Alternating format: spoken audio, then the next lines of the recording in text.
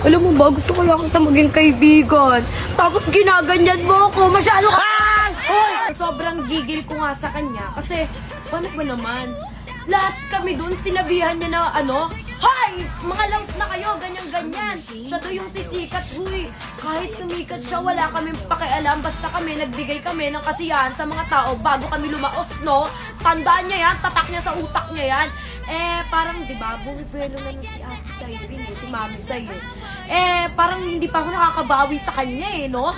Yung kamay ko nang gigigil na. Din ginawa ko, pinatabi ko si Kuya Adrian, tinulak ko siya. O, di ba?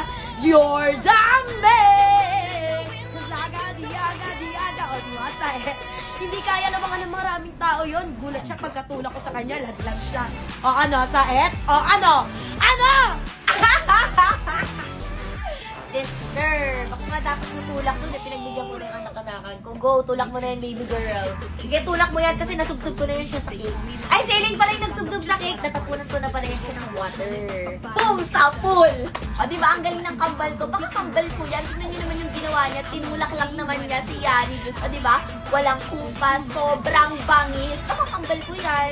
Aras ka sama ng ugali nyo. Bagay yan sa'yo.